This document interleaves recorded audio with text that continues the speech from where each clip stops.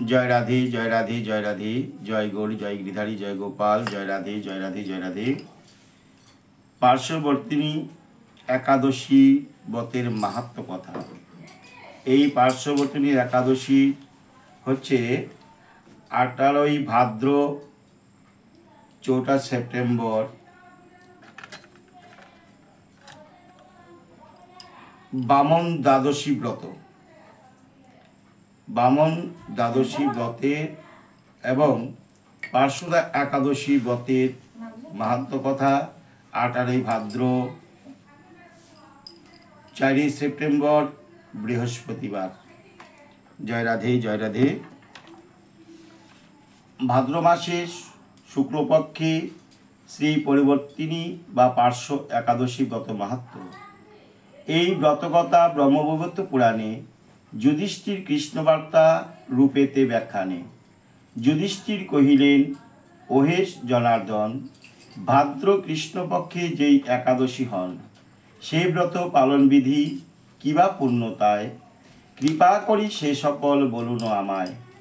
ভগবান কহিলেন, ওহে নৃপমণি, এই একাদশী স্বর্গ মোক্ষ প্রদায়িনী, সর্ব পাপহারা আর মহাপূর্ণবতী, বাজপেয় যজ্ঞপেক্ষা মহাফলদাত্রী। যিনি এই তিথিতে ভক্তিতে শ্রী বামনে পূজা করে, তিনি পূজ্য হন ত্রিভুবনে। পদ্মপুষ্প দ্বারা করে বিষ্ণুর অর্চন, অন্তিমে বিষ্ণুলোকে করয়ে গমন। এই একাদশী তিথি আগত যখন, সাহিত্য হরির পার্শ্ব বর্তন তখন। তাই এই তিথি পার্শ্ব একাদশী নামিনী বা পরিবর্তিনী, সর্বপাপ বিনাশিনী। যুধিষ্ঠির ছবিনয়ে কহে, হে অচ্যুত, আপনি কি প্রকারেতে থাকেন সাহিত্য? অচ্যুত, আপনি কি প্রকারেতে থাকেন সাহিত্য? কিভাবে বা পার্শ্ব পরিবর্তন করেন, কৃপা করি আমাকে সফল কহিবেন। আপনার শয়নাবস্থায় নরগণ বিধিমতো কিবা কর্ম করিবে সাধন, আর কি কারণে বন্দী করেন ও বলিকে, কৃপা করি সে সকল বলুন আমাকে।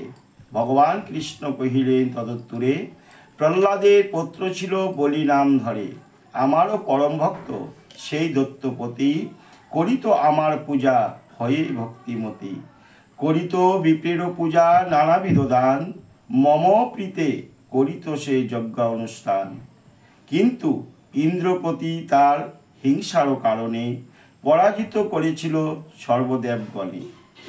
দেবগণ সহ তবে অমর রাজন, আমার শরণাপন্ন হইল তখন। সেই প্রার্থনায় আমি প্রসন্ন চিত্তেতে, ব্রাহ্মণ বালক বেশে বামন রূপেতে উপস্থিত হইয়া বলির যজ্ঞস্থলে, ত্রিপাদ ভূমি মাত্র প্রার্থনা করিলে। এই তুচ্ছ বস্তু হতে শ্রেষ্ঠ বস্তু আর চাহিবারে অনুরোধ করে বারংবার, তথাপি অধিক কিছু করিতে গ্রহণ। আমি অস্বীকার যদি হইনু যখন, উদ্যত হইল বলি তাহা দানিবারে। দত্তগুরু শুক্রাচার্য নিষেধিল তারে, গুরু আজ্ঞা উল্লঙ্ঘিয়া বলি সত্যাশ্রয়, আমাকে দানিতে ভূমি সংকল্প করয়। আমার বামন দেহ তবে সেই কালে, সুবিশাল বৃদ্ধি পায় বিভূতের বলে। এক পদে পূর্ণ লোক ঊর্ধ্বের সকল, অন্য পদে সুবিস্তত নিম্ন সপ্ততল। তৃতীয় পদের জন্য চাহিলাম স্থান, আপন মস্তক দিল বলি ভাগ্যবান। তার শিরে পদ রাখি কহিলাম তারে, আমি তব নিকটেতে হরিব নিরন্তরে। ভাদ্র শুক্লপক্ষে যেই একাদশী তিথি, ভগবান বামন দেবের এক মূর্তি, বলির আশ্রয়ে মাঝে হইল স্থাপিত, অনন্তে দ্বিতীয় মূর্তি রয়েছে সাহিত্য। শয়ন একাদশী হতে উত্থান অবধি, 4 মাস নিদ্রা যায় হরি গুণনিধি।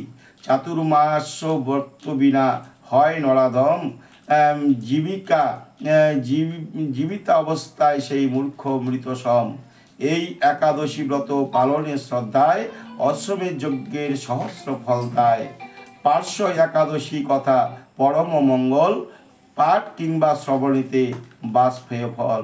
ইতি পার্শ্ববর্তিনী বা পার্শ্ব একাদশী ব্রত মাহাত্ম সমাপ্ত। প্রত্যেকেই একাদশী অবশ্যই করবেন।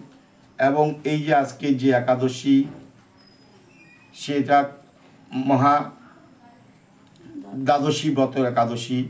এই একাদশী প্রত্যেকেই করা কর্তব্য।